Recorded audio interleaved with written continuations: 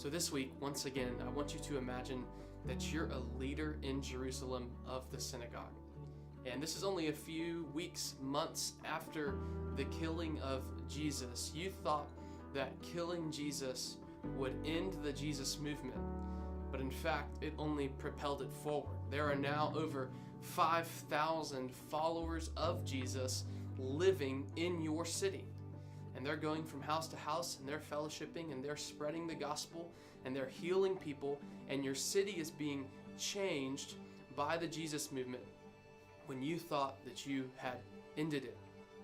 And so as we read the story of Acts, and you get to Acts chapter 7, the reader shouldn't be surprised by the way the Jewish leaders respond to Stephen, because they respond the same way to Stephen as they responded to Jesus. They accuse him of blasphemy, they bring false witnesses, and they kill him.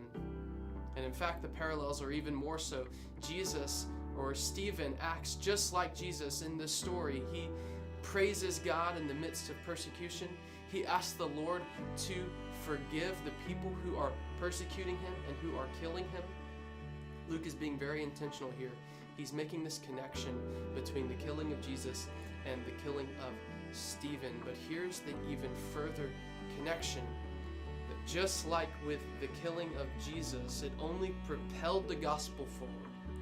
Only 40 days after the killing of Jesus, there were 3,000 believers in Jerusalem who were changed by the Holy Spirit.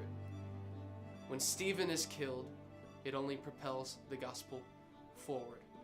After Stephen is killed, the people who are following Jesus disperse all throughout the land. And Luke tells us in Luke chapter 8, he tells us that the gospel went out everywhere that they went. And we're even told that someone is at the killing of Stephen, and his name is Saul. And that Saul will later become Paul. And we have to believe that this moment in Saul's life was formational for him. And so Luke is telling us something very clear here, and that is that nothing will stop the gospel from going out. That killing Jesus won't stop what God is doing in the world. In fact, it only furthers what God is doing in the world. Killing Stephen won't stop what God is doing in the world. In fact, it only furthers what God is doing in the world. And so this week, as you tell the story of the killing of Stephen, make sure to emphasize that point, that nothing will stop the gospel from going out. In fact, the only thing that could stop the gospel is our own decision to not take it. And so we want you to challenge your group to evaluate this week. This week's weekly challenge is introspective. We want them to evaluate what things in their life that they're allowing to stop the gospel from going out.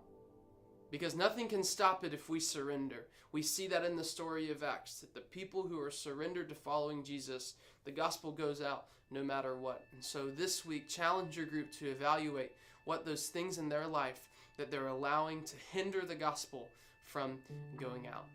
But the killing of Stephen is our story for this week. That is our weekly challenge. We hope you have a great time with your group.